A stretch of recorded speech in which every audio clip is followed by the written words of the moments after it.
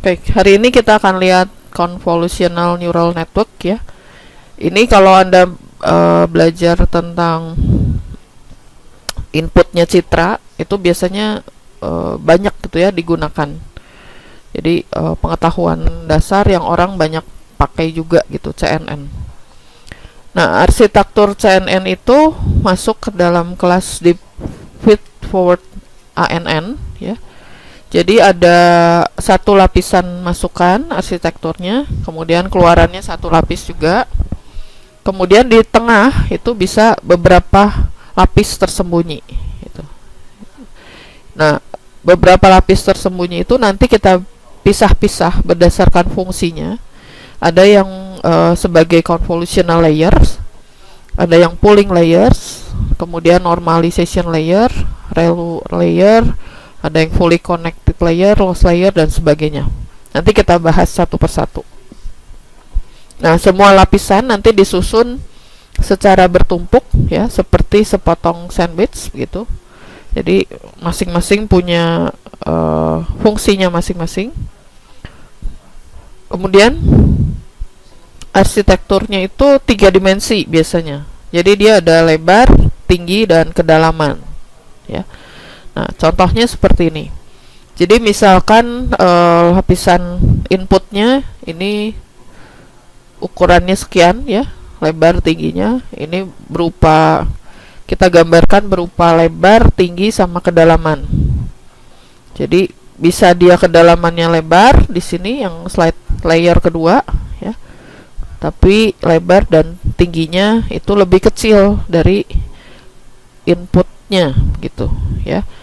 Tapi input ini kedalamannya lebih sedikit daripada layer kedua gitu. Nah, bisa juga kedalamannya ini lebar sekali, bisa ya. Jadi bervariasi, nanti tergantung arsitektur yang mau kita pakai seperti apa. Jadi intinya tiap layer itu punya width, height, dan depth di sini. Nah, kemudian setiap lapisan CNN ini mentransformasikan volume masukan 3 dimensi ya, 3 dimensi input volume ke dalam volume keluaran 3 dimensi juga. Nah, kalau kita bermain gambar nanti, citra berwarna itu punya lebar, tinggi, dan kedalamannya. Nah, kedalaman itu di citra itu biasanya kanal red, green, dan blue-nya, RGB. Jadi kedalamannya misalnya 3 gitu ya. 3 karena ada kanal merah, kanal hijau, sama kanal biru gitu. Nah, kita lihat dulu yang pertama, convolutional layer. Ini adalah lapisan yang kita beri nama convolutional layer. Nah, kenapa kita sebut convolutional layer atau lapis konvolusional ya, konvolusional? Ini berupa blok bangunan inti dari CNN ya. Nah, sebagian besar komputasi itu dilakukan di lapis ini ya. Jadi misalnya kita bangun convolutional layer dengan satu lembar neuron berisi 28 kali 28 ya. Nah, setiap lembar nanti terhubung dengan satu area kecil dari citra masukan. Misalnya 5 kali 5 pixel dari citra masukan itu dihubungkan dengan convolutional layer tadi ya. Kemudian ini namanya yang 5 kali 5 ini di citra masukan itu dinamakan bidang reseptif ya, untuk setiap neuron. Nah, filter yang digunakan misalnya ukurannya 5 kali 5 juga gitu. Nah, seluruh bidang reseptif itu akan kita telusuri ya secara tumpang tindih nanti. Kemudian ditentukan bobot atau koneksi untuk semua neuron tadi. Nah, kira-kira gambarannya seperti ini. Jadi kita punya 3 lapis kedalaman input tadi, kanal red, green, dan blue. Ini berupa seperti ini ya, seolah-olah kita punya 3 lapis kedalaman ya. Ini kita beri angka 3 ya, 3 lapis kedalaman. Kemudian lebar dan tingginya 32. Artinya si citranya itu ukurannya 32 kali 32 pixel ya. Nah, kemudian kita akan mengambil daerah reseptifnya ini ukurannya 5 kali 5. Nanti ukuran reseptif ini kita geser-geser gitu sepanjang citra tadi, citra input gitu. Jadi kita pindah-pindah. Nah, satu daerah reseptif ini nanti terkait dengan satu neuron yang ada di lapis convolutional layer gitu. Jadi ini nanti akan kita kalikan dengan bobot, kemudian jumlahkan ya. Nanti hasilnya kita taruh di sini di convolutional layer ini.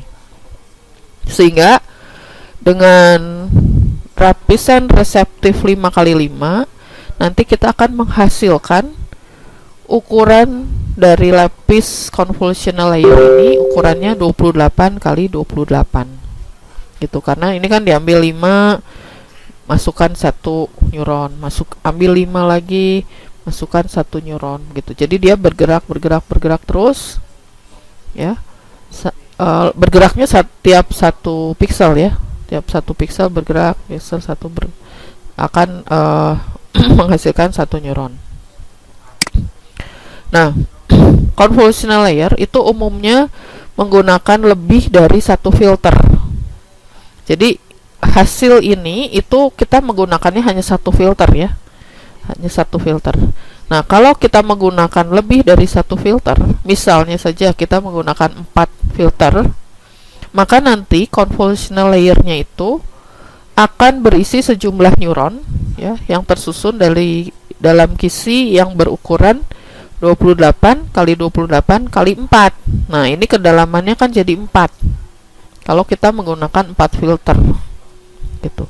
Nah, sehingga akan ada 4 neuron yang melihat area yang sama pada citra masukan tersebut.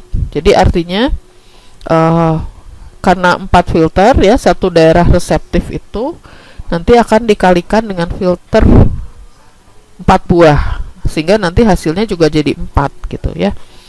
Nah, dengan cara ini overfitting itu dapat dikontrol ya dengan mudah, karena ruang solusi itu relatif akan kecil ya.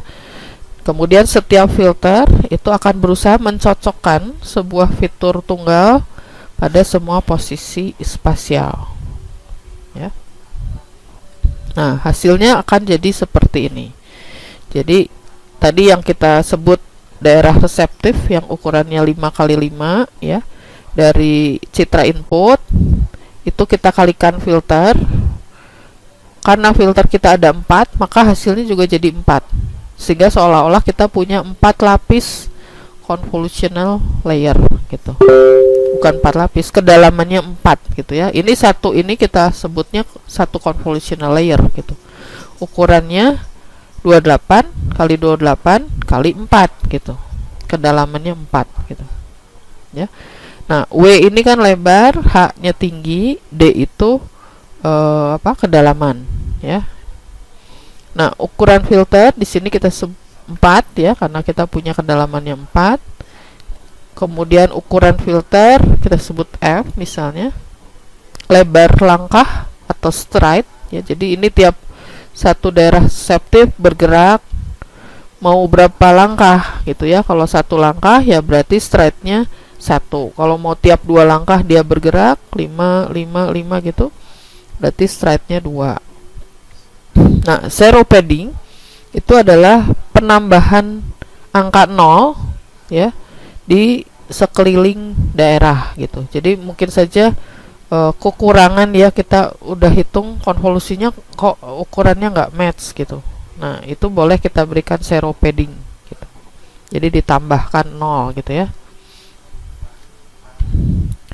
Nah, jadi CNN nanti menggunakan lebar langkah atau stride-nya 1 ya. Jadi dia setiap satu pixel bergerak. Jadi kan tadi ukuran reseptifnya 5 kali 5. Jadi nanti dia bergerak 1 pixel, 1 pixel, 1 pixel. Jadi akan terjadi tumpang tindih gitu ya. Nah, paddingnya nanti dihitung dari sini. Jadi filter ukuran filter dikurangi 1 dibagi 2, itu akan jadi paddingnya ya. F tadi adalah ukuran reseptif atau ukuran filter yang mau digunakan ya. Nah, yang kita perlu perhatikan nanti ukuran masukan dari citra W1 kali height-nya kali depth-nya, kemudian jumlah filternya berapa, kita sebut K misalnya.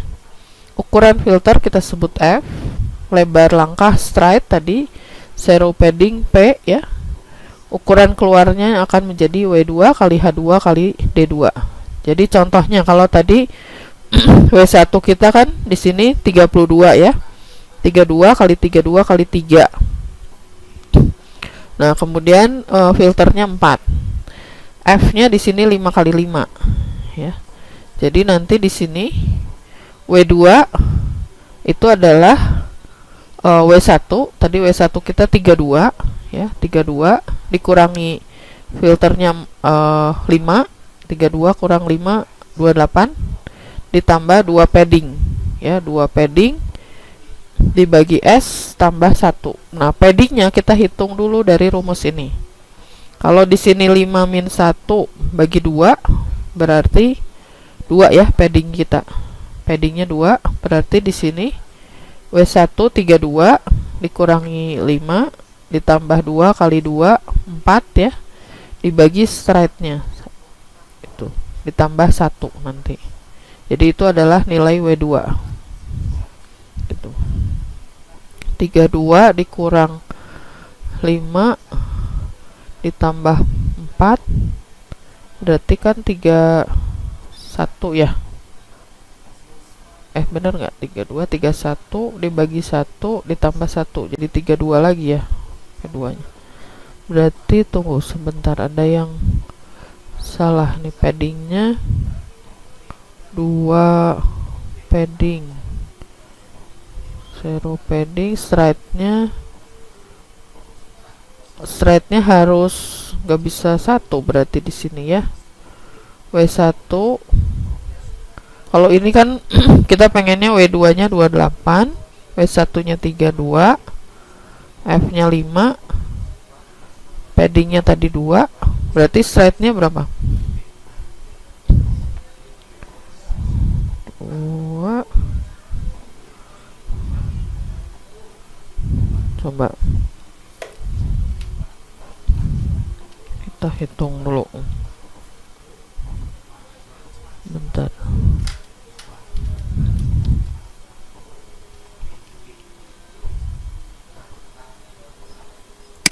Stride-nya tetap 1 Bu. Stride-nya tetap 1 kan kita pengen tadi,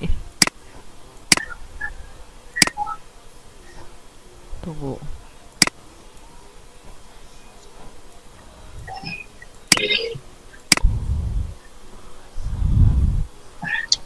tadi kan 31 ya itunya, sebentar.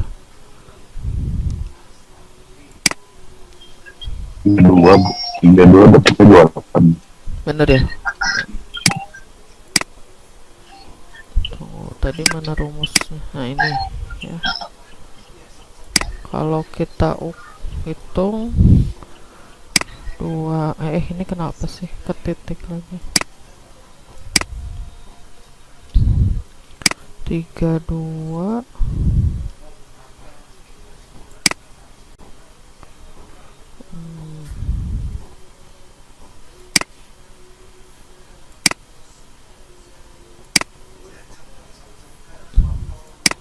32 dikurang 5 tambah 2 kali paddingnya bagi S tambah 1.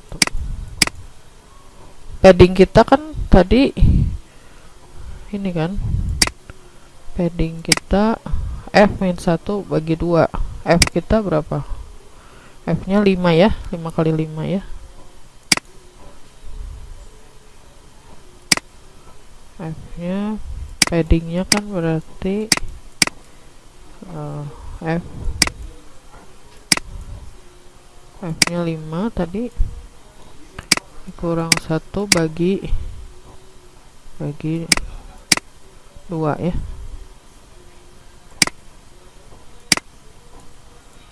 4, 2. Padding kita 2. Berarti kalau di sini 32 kurang 5 tambah 4 kan ya, bagi stripe tambah 1. Ini pengen W nya tadi 28.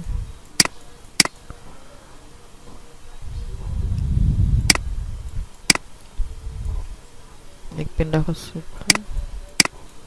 32 kurang 1, 31 dibagi S tambah 1. Straight-nya jadi berapa nih? 1. Kalau straight-nya 1, Pecahan ya, Bu? hah? Pecahan ya? Jadi pecahan. Iya. Jadi pecahan. Kalau 1, 32. Berarti filternya mungkin nggak cocok 5 ini. Ya, ini kan contoh di buku saja nih, tapi kalau kita hitung kayaknya nggak cocok ya.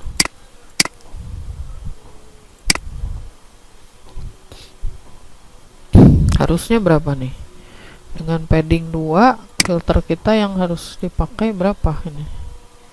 Kalau pengen 28 di sini. 28 dikurang 1, 27. 27 sama dengan 32 tambah 4, 36 ya. 36 dikurangi filternya harusnya ini. Tapi ini kalau paddingnya juga pengaruh nanti kan, karena padding itu kan filter dikurang 1 bagi 2 ya. Coba cari yang cocok berapa nih.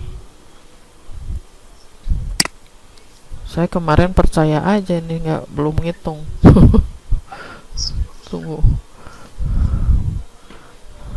kan, di sini W2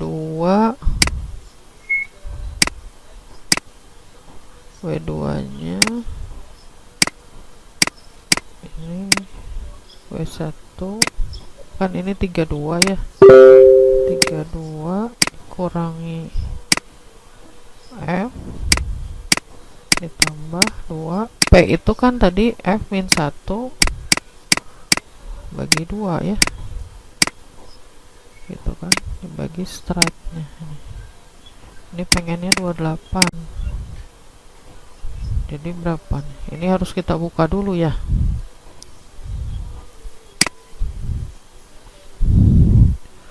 Jadi sini 28 sama dengan 32 kurang F ditambah, kalau ini F min 1 per 2 berarti kan F ya, kalau 2 nya kita masukkan ya, F nya ini dikurangi min 2 min 1 berarti per stripe, ini plus 1. F min F ini habis, 32 min 1 per stripe tambah 1. 32 min 1 31. Iya, 31 pecahan nih. Juga. Iya, atau ada yang salah ya rumus saya? Gak masuk nih harus. Ini kan 28 kalau dari rumusnya. Nanti saya cek lagi coba rumusnya, apa saya salah ketik ya. Baik.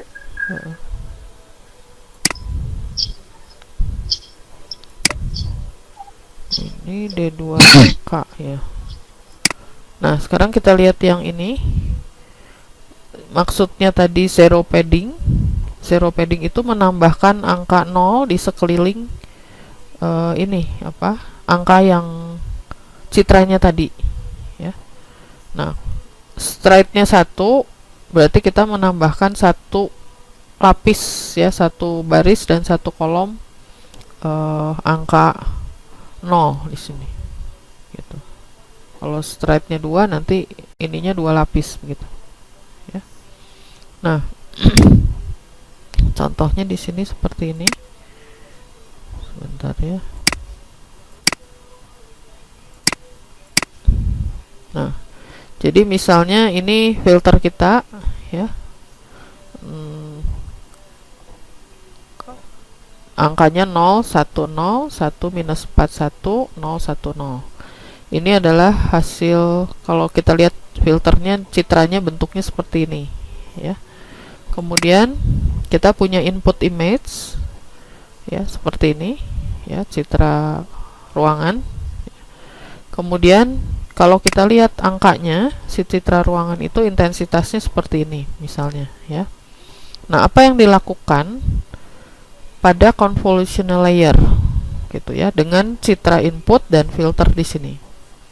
Nah, dia akan mengalihkan, jadi meletakkan filter tadi ke satu daerah di input image kita, input citra kita.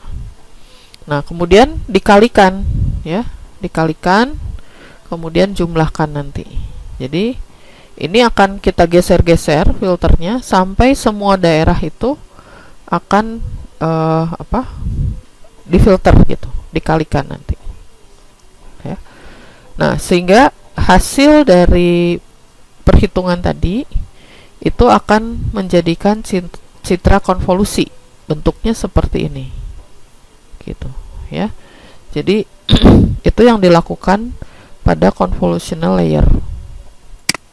Nah, ini diteliti oleh Hubel dan Wiesel tahun 1962 nih, eksperimennya dia melakukan konvolusi terhadap citra gitu ya. Nah, apa itu konvolusi? Kita akan lihat secara perhitungannya ya. Kalau tadi kan gambaran garis besarnya itu ada citra, kemudian filternya Anda geser sampai semua daerah itu dikalikan dengan filternya. Nah, contoh misalnya di sini adalah input image kita ya, ukurannya 4x4. Nilai intensitasnya A, B, C, D sampai P di sini. Kemudian kita punya filter di sini, ukurannya 2x2. Ya.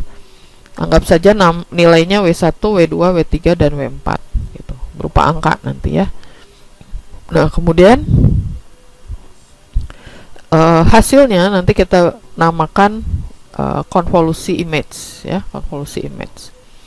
Nah, kemudian filter ini kita letakkan pertama kali di ujung kiri atas misalnya ya, di nilai A, B, E dan F. Kemudian kita kalikan. Jadi kita kalikan 4 kotak citra input dengan 4 kotak filter ya. Sehingga kita bisa menghitung perkalian antara A dikali dengan W1 ditambah dengan B kali W2 ditambah lagi E dikali W3 ditambah F kali W4. Jadi tiap daerah yang bersesuaian itu kita kalikan, kemudian jumlahkan semua nilai itu ya. Kita akan dapat nilai H1 ya. Nah, H1 ini kita letakkan di sini di konvolusi image gitu.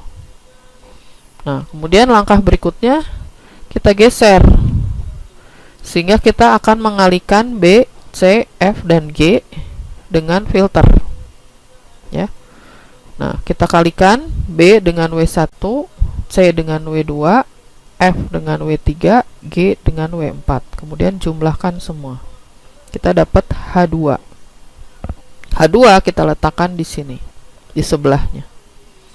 Nah, H3 berarti ini kita geser lagi gitu ya. Begitu seterusnya. Nanti kalau Anda geser ke bawah berarti letakkan di baris kedua.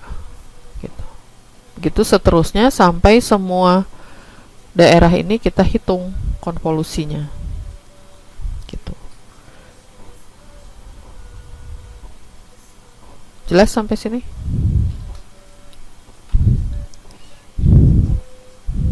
Jadi itu yang dilakukan pada konvolusi image ya.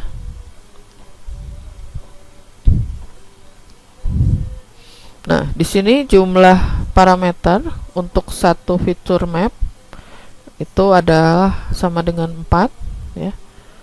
Kemudian jumlah parameter untuk 100 feature map berarti 4 kali 100 nanti. Jadi kalau Anda punya filternya 4, berarti kita punya 4 seperti ini, 4 image konvolusi ya. Jadi kita dapat 4 kedalamannya 4 gitu. Kalau fitur mapnya Anda punya 100, ya berarti dikalikan nanti ya. Ini hanya contoh untuk satu fitur map gitu. Nah, bidang-bidang reseptif neuron itu nanti saling tumpang tindih secara parsial, lalu kita geser dengan lebar langkah atau stride sama dengan 1 sampai semua bidang reseptifnya tercakup. Nah, misalnya seperti ini ya. Di sini kita punya berapa ukurannya? 7 kali 7 ya. 7 kali 7, filter kita 3 kali 3. Jadi di sini nanti 3 kali 3 pertama, kemudian geser stride-nya 1, 3 kali 3 berikutnya, 3 kali 3 berikutnya, 3 kali 3 berikutnya, 3 kali 3 berikutnya. Sehingga kita punya 5 nilai ya. Sesudah si filter ini kita geser satu langkah sampai ke ujung paling kanan. Makanya di sini dapatnya 5 nilai nanti. Ya. Begitu juga untuk yang ke bawah. Jadi di sini kita geser satu baris. Nanti kan Anda geser lagi ke sini, geser lagi ke sini gitu ya. Sampai semua bisa kita semua bisa diambil gitu ya. Jadi ini ambil, kemudian di sini geser gitu, geser lagi gitu ya, sampai ke ujung paling kanan ya, geser lagi. Jadi 3 gitu juga ke bawah. Nanti ke bawah ini geser lagi ke sini gitu ya. Jadi nanti kita dapat 5 kali 5. Jadi kalau di sini tadinya ada 7 nilai, di sini ada 7 nilai, 7 pixel ya. Ini 3, ini 3, di sini menjadi 5.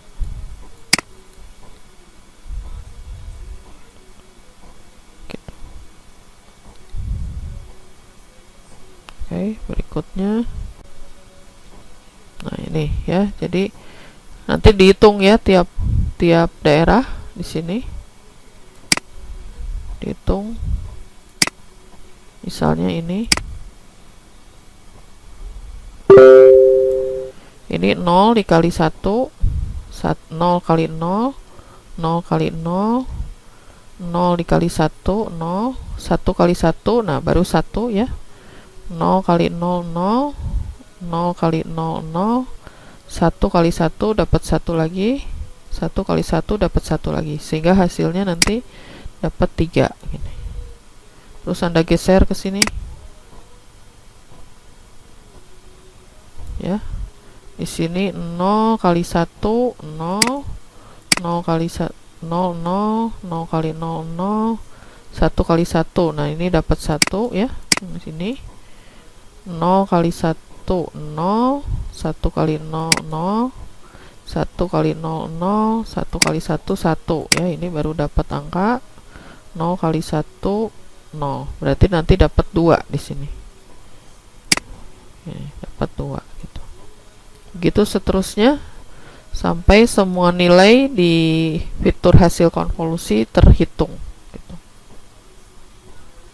Nah, ini yang kita sebut nanti convolutional layer.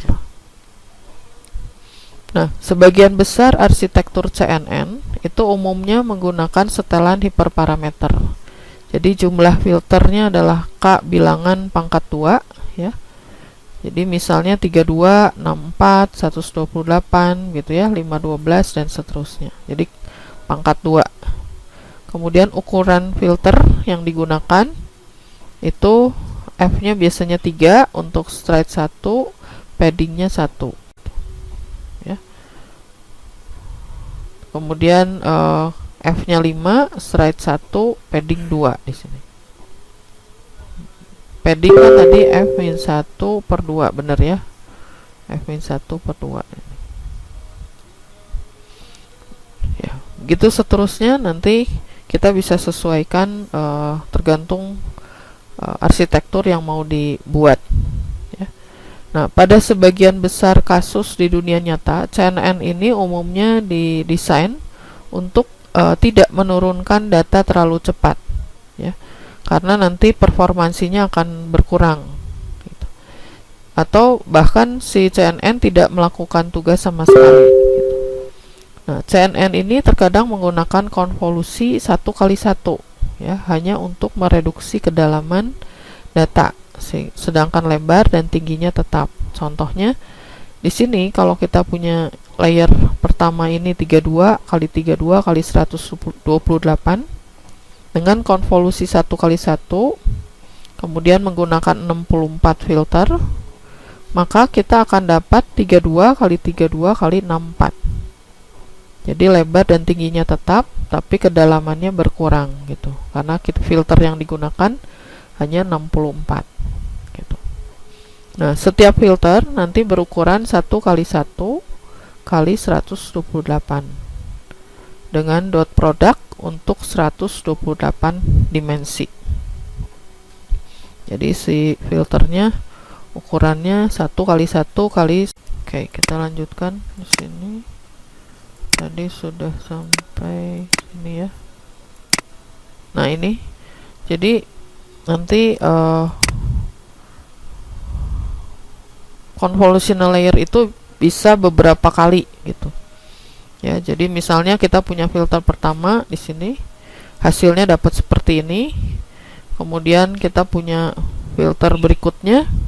Maaf Bu, Ya, maaf Bu, ya. Pak Yopi katanya minta di-update Bu. Oh iya, sebentar. Minta di-update. Ya. Jadi sekali lagi filternya itu bisa beberapa tingkat ya.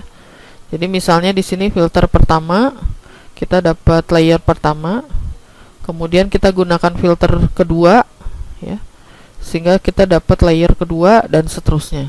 Jadi nanti lapisannya itu bisa beberapa tingkat gitu ya, hasil dari convolutional layernya. Nah, kemudian di sini yang berikutnya adalah pooling layer ya. Pooling layer ini gunanya untuk menjaga ukuran data ya, ketika convolutional ini kita lakukan, convolutional layer kita lakukan. Nah, apa yang terjadi di sini itu akan terjadi pengurangan sampel atau downsampling kita sebutnya ya. Dengan pooling nanti data dapat direpresentasikan menjadi lebih kecil, kemudian mudah dikelola dan mudah mengontrol overfittingnya. Contohnya kalau di sini kita punya 32 kali 32 kali 4 kedalamannya, kemudian kita lakukan pooling, maka hasilnya menjadi 16 kali 16 kali 4. Jadi ukuran lebar dan tingginya jadi lebih kecil gitu ya. Itu yang dilakukan oleh si pooling layer. Nah, apa yang terjadi? Kenapa bisa ukurannya lebih kecil? Itu ada dua cara ya. Ada yang disebut max pooling, ada yang disebut average pooling. Nah, max pooling itu adalah cara kita memilih nilai maksimum dari, misalnya di sini kita ambil 2x2 daerahnya di sini. Kita ambil 2x2 pixel, kemudian pilih nilai maksimum dari 1, 3, 4 dan 2. Sehingga nanti kita akan dapat di sini 4 ya, karena nilai tertinggi adalah 4. Kemudian 5, 3, 3, 1, nilai paling maksimum 5. Jadi kita ambilnya 5 saja gitu. Nilai yang lain tidak kita ambil. Nah, itu yang dilakukan oleh si max pooling ya. Kemudian cara kedua bisa menggunakan average pooling ya. Nah, kalau average pooling berarti kita merata-ratakan tiap 2x2 filter. Jadi 1 tambah 3 tambah 4 tambah 2 Berarti berapa? 4 10 ya. 10 dibagi 4 ya, dirata-ratakan ya. Jadi kita dapat 2,5 sini. 5 tambah 3 8, tambah 3 11, tambah 1 12. 12 bagi 4 3. Gitu. Jadi di sini kita sebut max pooling dengan filter 2 kali 2, straightnya 2. Jadi dia bergesernya 2 ya, 2 pixel 2 pixel. Kemudian filternya 2 kali 2 di sini. Itu yang dilakukan oleh max pooling dan average pooling. Sehingga otomatis kalau tadinya ukurannya 4 kali 4, sekarang jadi tinggal 2 kali 2. Jadi setengahnya ya. Seperti contoh yang tadi 32 kali 32 jadi 16 kali 16, tinggal setengahnya gitu. Nah, itu yang dilakukan di layer pooling layer. Nah, berikutnya ada yang kita sebut normalization layer. Normalization layer ini berguna untuk mengatasi perbedaan rentang nilai yang signifikan ya pada citra masukan. Jadi misalnya yang satu nilainya 0, yang satu misalnya berapa? 100.000 misalnya. Bedanya terlalu jauh sehingga itu akan dilakukan normalisasi ya. Tapi biasanya normalisasi ini tidak digunakan terlalu banyak ya, karena efeknya tidak terlalu besar gitu. Bahkan kadang-kadang nggak efek juga gitu ya. Jadi tergantung nanti kebutuhan sih. Nah, kemudian ada yang disebut ReLU layer. ReLU layer ini adalah lapisan rectified linear unit ya.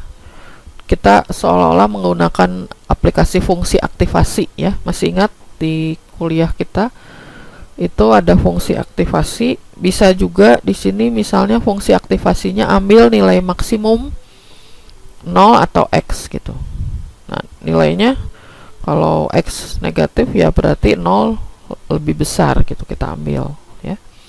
Nah, ini meningkatkan sifat non-linearitas fungsi keputusan dan jaringan secara keseluruhan ya, tanpa mempengaruhi bidang reseptif pada si convolutional layer.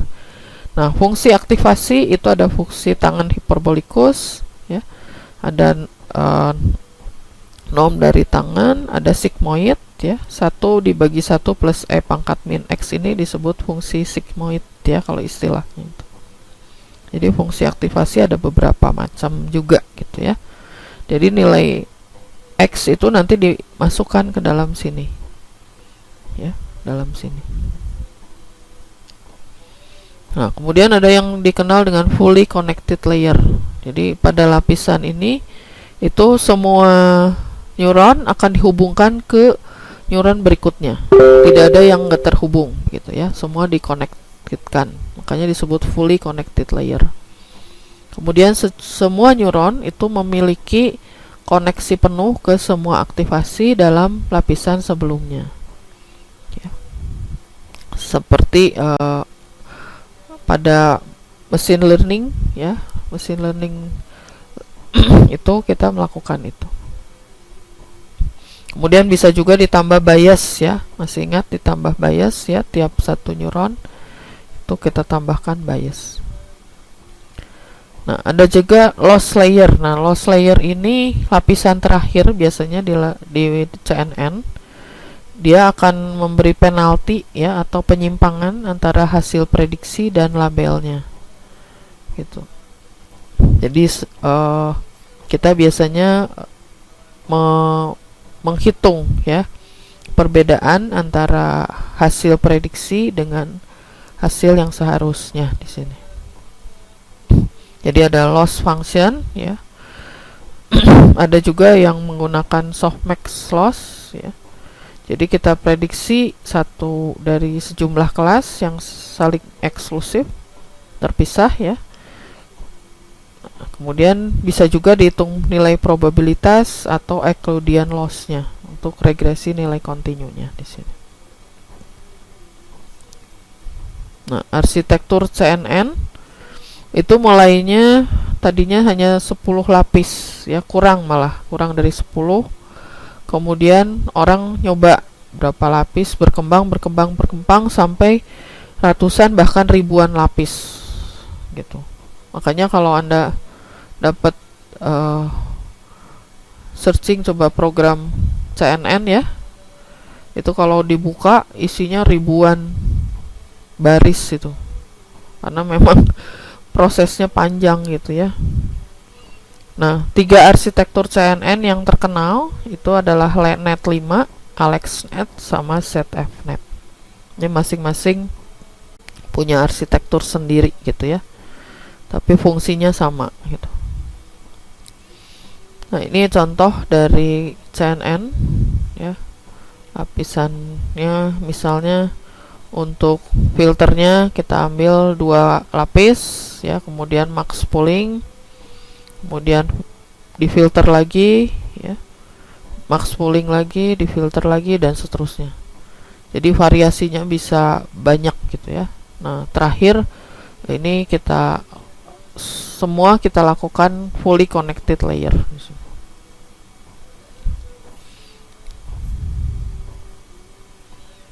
Nah, dari hasil beberapa lapis ini nanti bisa diketahui ya, outputnya ini itu mengklasifikasi sebagai gambar ruangan apa gitu. Apakah ruang tidur ya, atau ruang keluarga misalnya, atau dapur ya, atau kamar mandi, atau di luar ruangan gitu. Jadi beberapa tahap dilakukan CNN di sini. Nah, ini contoh Net 5 ya, arsitekturnya. Jadi dia melakukan arsitektur ukuran filternya sekian ya, sampai outputnya 10 nilai di sini. Nanti bisa searching kalau pengen tahu lebih dalam. Ini ditemukan oleh Jan Lechun ya, tahun 98. Ada juga AlexNet ya. AlexNet ini juga terkenal juga ya, karena dia memenangkan kompetisi sebagai juara pertama di sini ya. Jadi error rate-nya itu 16% lebih kecil ya dibandingkan juara kedua 26% di sini.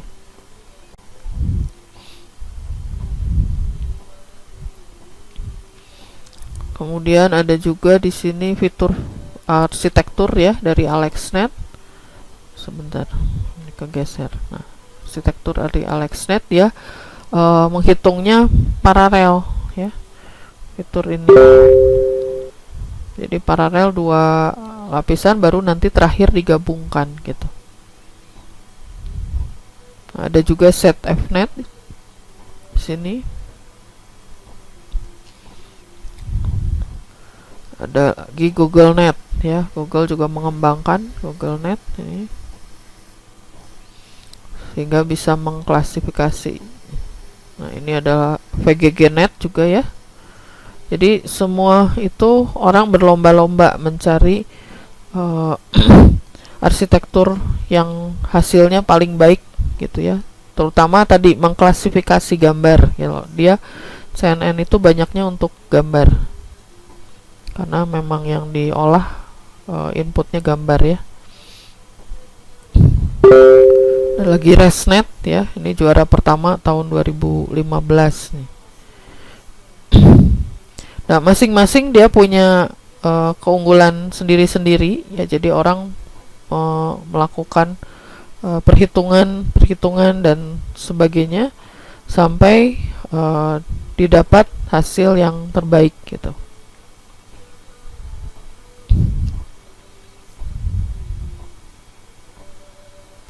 Sini ada regularisasi juga ya. Dropout itu jadi tidak semua neuron kita pakai ya, tapi ada beberapa neuron yang kita drop out, kita buang gitu.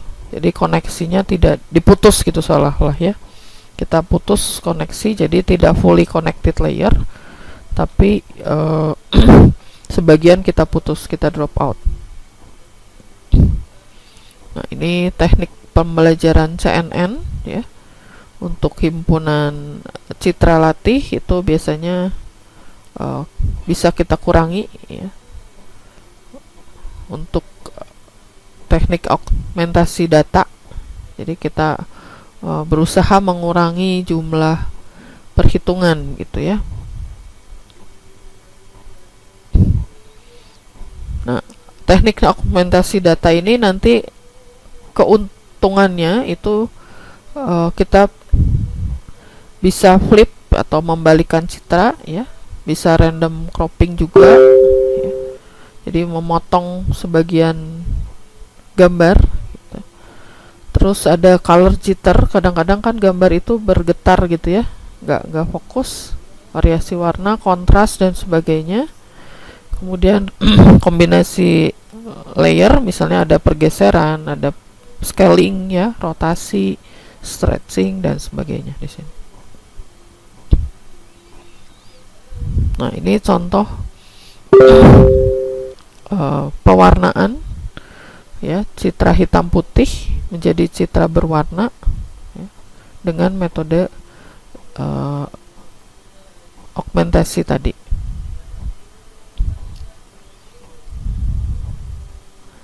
Nah, kemudian kita juga bisa melakukan optimasi image ya.